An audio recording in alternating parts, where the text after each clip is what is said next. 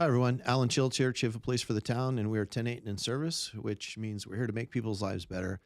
And we do that by safeguarding the lives, rights, and property of everyone we serve. If you like this show, go ahead and give us a thumbs up and a like and a heart, subscribe, send it to a friend, and we'll keep this show going. I am going to ask for your help later on, so stay tuned to the end because we're going to show you some pictures and we're going to ask for your help in solving a robbery that occurred last week. So please stay tuned for that. As usual, we'll cover the blotters and that information and throw some crime tips on top of that as well. All right.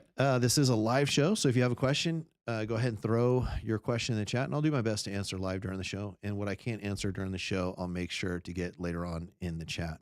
As always, we want you to download some of these guides that can help you be prepared. The FEMA All Hazards Checklist has a lot of different things in there. We're featuring the power outage, but there's, believe it or not, the coronavirus or a pandemic in there. There's a nuclear disaster, all kinds of things, earthquakes. And what it'll do is it'll help give you tips on what you can do prior to those events so that you can be prepared. And then it'll help you survive should one of those events happen. Also, we want you to go to the sheriff's website and opt in for the community warning system. This is a way that you can be notified in case something hazardous happens. We also use our Nixle alert. Go ahead and download the Wildfire Preparedness and Evacuation Guide while you're there. This is a really good guide that was made here in Contra, Costa County, and it's made to help you be prepared should there be a wildfire in the area. And a lot of it really is going to be how you prepare yourself, your property, and your family should one of those events occur. And then go to the PG&E website. There's information there on what you can do to be prepared should a hazardous event happen. Really good site, pretty intuitive to use, and a lot of good information. So please check that out. Again, live show. So if you have a question, go ahead and throw it in there. Just say hi to Sue. She seems to be one of the first ones on all the time, and I appreciate all the people that come on every week and watch. So thank you to all of you. All right, let's talk about, let's switch slides first. Let's talk about crime. You can always go to communitycrimemaps.com and you can see what crime is happening in your area. You can set alerts, so you can zoom into an area around your house. You can set an alert, and you can get a daily digest, or you can get the information as it's uploaded. You can also look at the sexual offender registry there.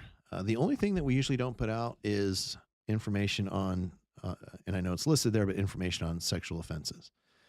All right, for traffic, not a bad week. We had one hit and run, and it was a non-injury hit and run. It was discovered after the fact.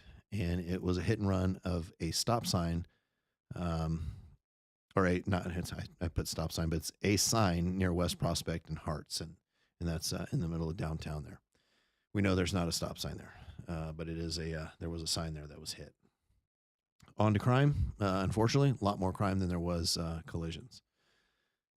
So we had one robbery, we had two burglaries, and I'll explain those because they're a little unique.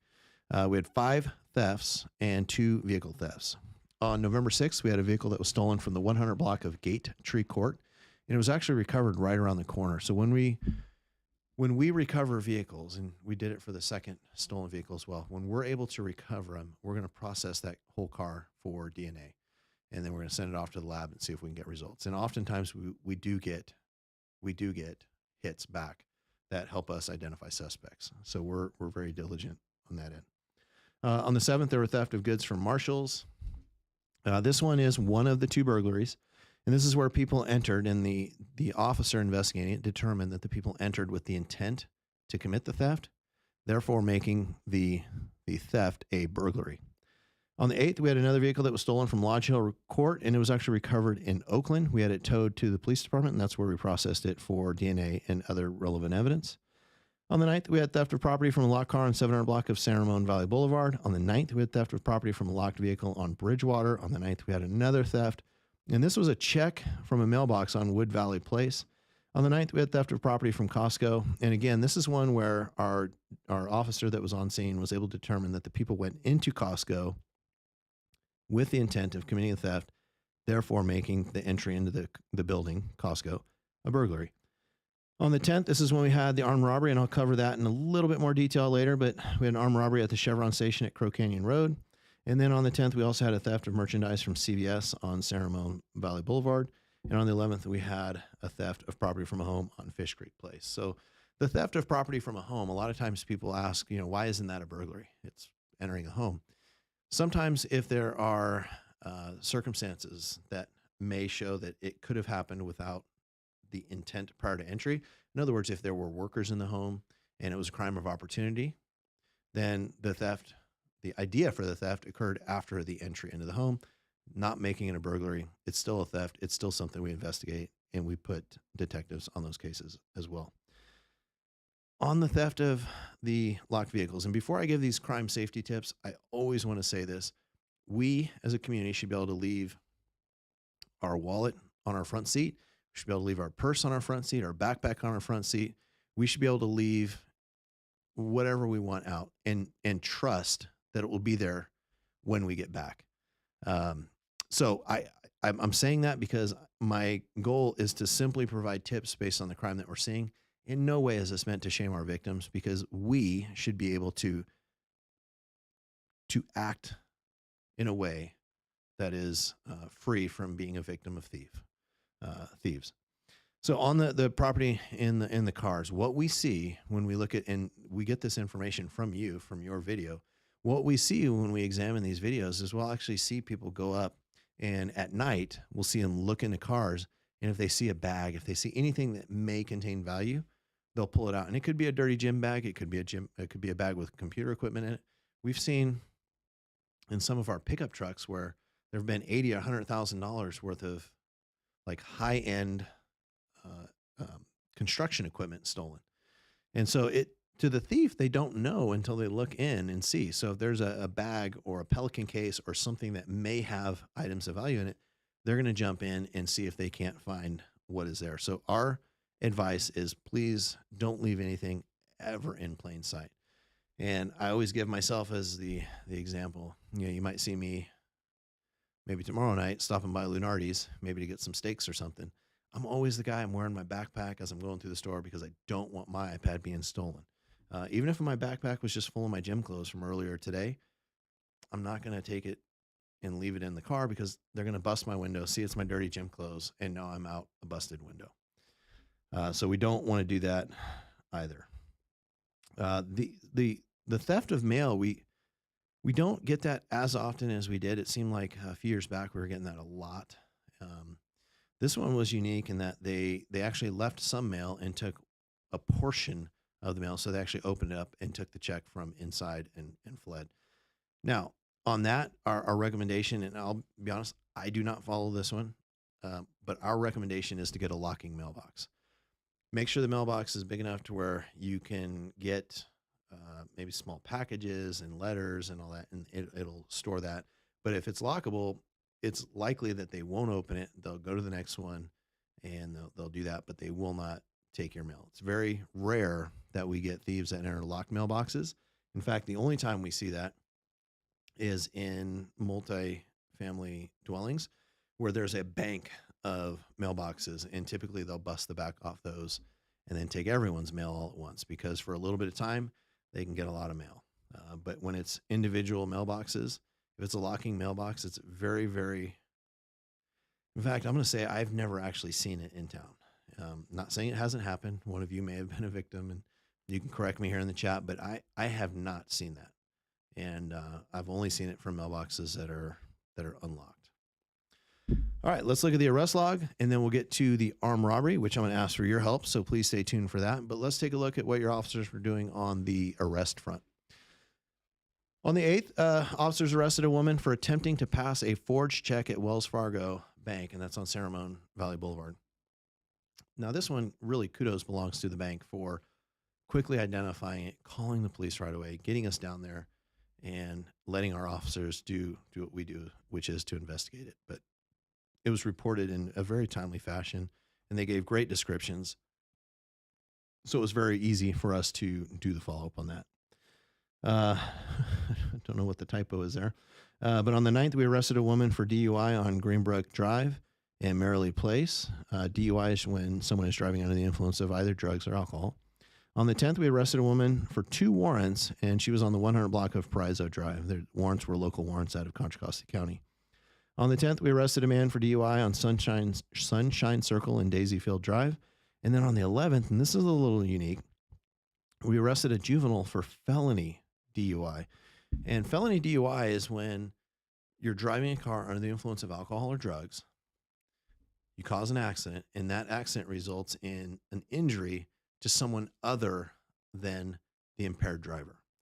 And so in this case, there was an injury, and it was someone in the driver's car. And so the juvenile was arrested for felony DUI. And that took place on Monterey Drive. All right, before we get going on the robbery, I'm going to check and see if there's any questions. I see some hellos. I love the check-ins. And if you have questions, it's going to be a short show, so I would put it in now, and I'll work to get to it. But on the robbery, let's take a look and see if we can work together to solve this one. So I want to show these pictures to you. This took place at the Chevron. If you're familiar with the Blackhawk area, this is on the intersection of Crow Canyon Road and Camino Tasajera. It's on the southwest corner. It's in the same parking lot as McDonald's and the Starbucks on that side. And it took place November 10th, and it was at 4:35 in the morning. And if you look, it's the man in the picture. He's armed with a firearm, and you see he's got it in a holster on his hip. And he used a note to demand money. Once he received some money, he fled the area prior to officers' arrival. And what we're asking, because if you look, it looks like he's wearing pretty distinctive clothing, right? That looks like a military or an Air Force style flight suit. It's pretty distinct. He's wearing a military style cap, black jacket. He's got a green backpack, and he's wearing blue gloves and a black mask. So anybody that, might know who this person is, he's wearing pretty distinctive clothing. If you've seen him around, it looks like he's got his hair maybe in a little ponytail in the back. Appears to be a white male. And so anybody that has information on this is being asked to call and talk to Sergeant Balea. Her number is 925-314-3704. You can also send an email to her at vbalea@danville.ca.gov. All right. I'm looking. I do not see any questions in the chat. And here's what I want to do, though, too, is I want to ask you. We have the different seasons coming up. We're going to kick off a crime prevention season where we're going to talk about like how to be a safe shopper and kind of wet weather driving. And so we're going to cover some of those topics that are seasonal to fall and winter. But we'd also like to ask you, what is it that you would like to see us present on? And that could be here on the 10/8 show. It could also be where we connect with Lindsay Ortiz, our crime prevention community outreach coordinator. And we actually come to you, and we do that upon request. We don't invite ourselves to your living room. But if you have a community meeting that maybe you live on a court and you want us to come out and talk about crime safety tips, we do run, hide, fight presentations, any sort of engagement that has a law enforcement function, we're more than happy to come out and join all of you. We do presentations to small communities. We do them to larger HOAs. We do them to businesses, anybody that would like. But if you could do me a favor, if you have an idea or something that you would like information shared on, go ahead and throw it in the chat, and we'll make sure that we get to it. Other than that, we'll cover some of the evergreen topics again. Please download the Wildfire Preparedness and Evacuation Guide. Sign up for the Community Warning System. Also sign up for Nixle. Make sure you visit PG&E's website because they've got some good information on emergency preparedness there. And then also download the FEMA All Hazards checklist. Now, we don't have a slide for it typically, but what we do recommend is that you take your phone and make sure you sign up for Nixle. If you haven't signed up for Nixle, if there's a tree down in the roadway, if there's an accident that's going to block the road, if there's cops, excessive cops on school campus for some law enforcement reason, and we shut the campus down, that is how we're going to let you know. So make sure that you're signed up for Nixle. The easiest way to do it is you just open up a text message, and in the text message to box, instead of putting mom, dad, daughter, you just put 888-777. So 888-777. And in the message box, just put your zip code. So 94526, 94506, whatever that may be. And we will do that. All right. Looks like we do have some questions coming out. Oh, okay, great. So good topic. So Daryl Sladden, Daryl, best class ever, Leadership San Ramon Valley 2014. We're in there. And I'll plug that in a little bit more long form. So Leadership San Ramon Valley is a program here in the Valley that talks about building great communities, and it takes a cross section of people from the community, both in the public sector, private sector, and puts us together and really goes over some topics, starting from leadership and rolls all the way through a lot of healthy community topics. And so if you're interested in joining that, that's I would look that up online under Leadership San Ramon Valley. But it's a great program. Daryl Sladden and I were partners in that class, and I had a good time. So he says, "Hi Chief, saw that Teslas will be ordered as replacement battery electric technicals or vehicles maybe. When will they be in service? Where will they charge?" So Daryl, we've actually been using EVs for a long time in town. We've been kind of pushing towards the green a little bit where it's appropriate. Right now, we don't feel it's appropriate for our law enforcement fleet. We're waiting for some of that stuff to kind of iron out. But there were two issues. One, the current cars we were using for parking enforcement and vehicle abatement were about 10 years old, and they were Fords, and they served us actually really, really well. Very reliable, still run very, very well, but we were only getting about 50 miles. So I couldn't even send our police assistants out in the field, and they couldn't even get a whole shift. And then when they had to do evidence runs or things that brought them to Martinez and back, sometimes they would not have enough to make it. So we already have the infrastructure on site. So we do have some charging. I think we have 8 or 10 chargers on site here. And so we have the infrastructure that's already in place to do that.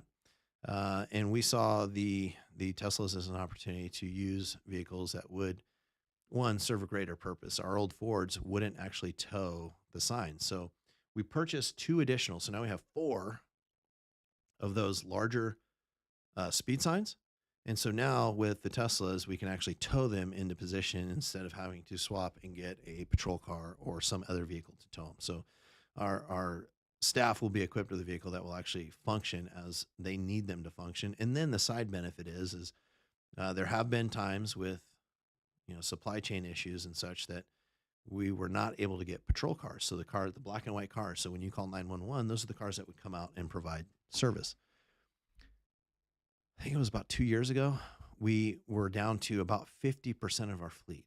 And so we were using the cars back to back, and we didn't have any other cars to just take from other areas of our fleet and plug them in to use as auxiliary patrol or investigations vehicles. And so the thought is the vehicles that we buy moving forward should be more than just a single purpose vehicle. And the Teslas will suit that bill, as we see other agencies are using them for patrol functions. Not saying that we are, but other agencies are. And so for us, that represents a pretty good contingency.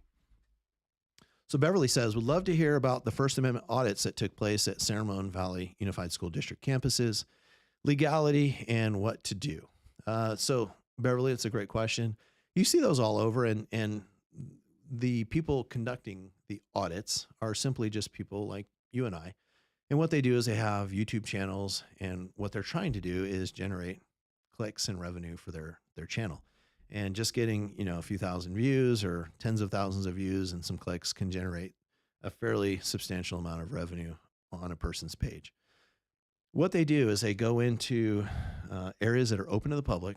So for us, and I'll use our police department as an example, they can come into our police department just like any other resident, citizen, anyone.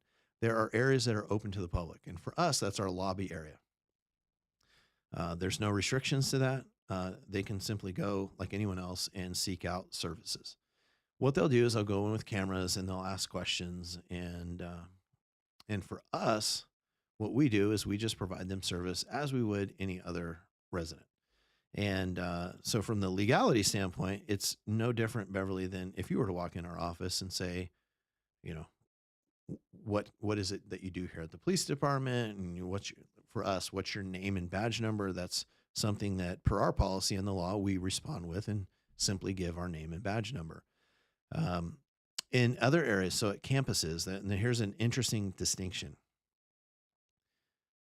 People are not allowed to go onto a school campus. In a school, in order to reach the definition of a school, you have to at least have one pupil and one teacher. So you have to have some form of education actually taking place. A district office doesn't meet that criteria, and they've got areas in a district office that are open to the public. Those are areas where people can go. If it was a school campus, they would have to sign in. They would have to have a purpose there. If If they didn't have a purpose, they'd be required to leave. So, for example, even police, when we go, and it's although not necessary, we respect the courtesy in the law. When we go do recess with the cops, we don't just jump the fence and jump on the playground. We go through the office, we sign in if they require us to, and then we go out and we go to the yard. And the fact is because the principal and the administrative staff there, the teachers, are responsible for that campus. In the district office, it's a little bit different because there is no instruction going on there. And so that there are areas that are open to the public. I hope that answers your question. There really isn't much meat on that bone, so to speak, because it's no different what a First Amendment auditor does, which is someone that goes to areas with cameras and tries to engage with folks. It's no different than any other engagement. In fact, my recommendation to staff is simply ignore the fact that the camera's there, treat them like you would any other resident, see if there is a service that we can provide or a complaint that we can help them resolve, and then move on to the next call. All right. So I'm trying to see if there's anything else here in the chat. I don't see anything else. So I will say that this was a little bit of our shorter show. And if you have any ideas for topics that you want us to cover, go ahead and throw them in the chat and I'll check and we'll get those rolling. But we do have a plan moving forward. All right. So with that, we're 10:10, which means we're off duty, but we're always 10:08 in service to all of you. Have a good night, Danville. Bye-bye.